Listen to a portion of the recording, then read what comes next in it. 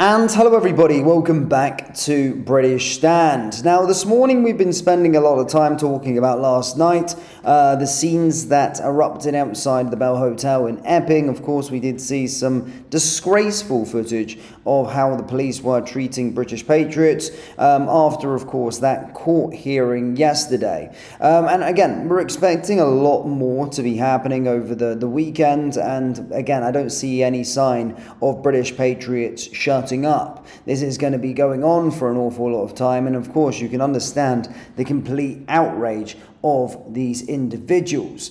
Now, following this, guys, there was a video, or there has been some video footage circulating on social media, and appears by his own social media posts that an illegal immigrant staying at the Bell Hotel in Epping recording the protest. So he was recording from his room yesterday of people being outside and kind of putting it on his own social media. He also has many posts of him with heavy firearms, or firearms that automatic machine guns and all of these kind of things, which is I suppose a scary thought. They're also the individual as well looking at what he's all about, iPhones, flexing with all this sorts of stuff, cars and all the rest of it. Why is this guy escaping for asylum? Why on earth is he in the UK living in a hotel at the taxpayer's expense of £41,000? It makes zero sense. But let's have a little look at this footage. But first, please do hit the like button and hit the subscribe button for more British content.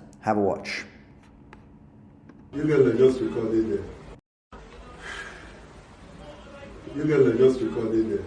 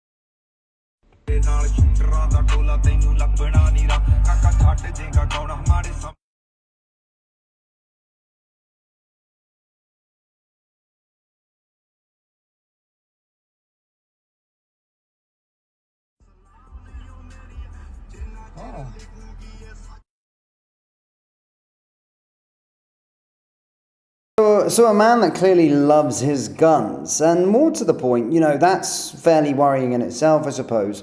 However, what about the perceived luxury life he's giving off there? He seems like he's a wannabe gangster. And again, it just goes to show how broken, really broken, this asylum system is. But remember, their rights are more important than British people's rights. Do let me know your thoughts on this down there in the comment section below. In other news, illegal migrants receive more rights than the British people under Sir Keir Starmer's government, Reform UK leader Nigel Farage has claimed. Mr Farage has voiced his concerns shortly after the Court of Appeal overturned the decision to remove asylum seekers from the Bell Hotel in Epping on September 12th. Almost 140 men have been staying at the hotel in the leafy Essex town, with locals expressing grievances following the arrest of 38-year-old Ethiopian asylum seeker Hadush Gebrselassie Kabatu over allegations of sexual assault. However, the Court of Appeal today overturned a recent decision to grant a temporary injunction, instead siding with the Home Office and hotel owners at Somani hotels. Lord Justice Bean, sitting with Lady Justice Nicola Davies and Lord Justice Cobb, warned that the previous ruling was seriously flawed in principle. He added, the judge's approach ignores the obvious consequence that the closure of one site means capacity needs to be identified elsewhere in the system. Following the ruling, Mr. Farage said the government has used ECHR against the people of Epping. Illegal migrants have more rights than the British people under Starmer. Shadow Justice Secretary Robert Jenrick also waded in on the row. A source close to Mr. Jenrick told GB News that the top Tory has convened a meeting with Britain's top planning silk, Charlie Banner KC, to provide advice to any councils who want to launch legal action against asylum accommodation. Mr. Jenrick added, Yvette Cooper's decision to put two fingers up to the legitimate anger of the British public will surely inspire even more protests across the country.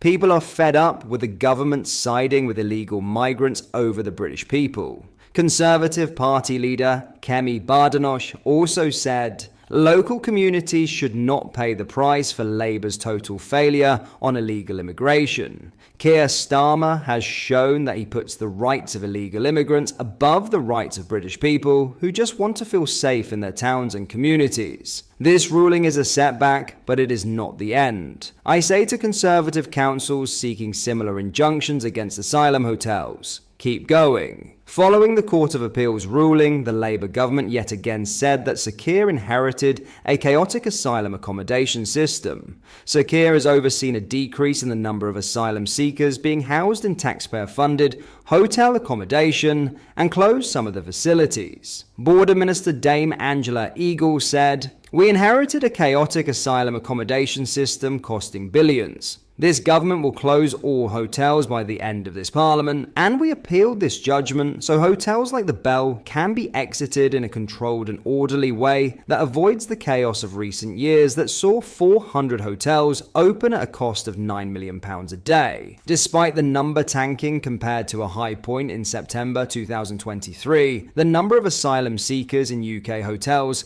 has risen by 8% since Labour came to power. Sir Keir is also pushing for the closure of all taxpayer-funded asylum hotels in 2029. However, the Prime Minister's previous pledge to close RAF Wethersfield has not been delivered upon, with the Essex Asylum facility currently witnessing an enormous expansion. Mr. Farage's intervention comes just days after the Reform UK leader unveiled his Operation Restoring Justice strategy to curb channel crossings. Speaking in Oxfordshire, the Clacton MP said, I suppose the growing anger in the country in the course of the last few weeks is a cultural one, in the sense that many of these young men come from countries in which women aren't even second-class citizens. And frankly, the public have now just had enough. What began as a protest of mothers and concerned citizens outside the Bell Hotel in Epping has now spread right across the country.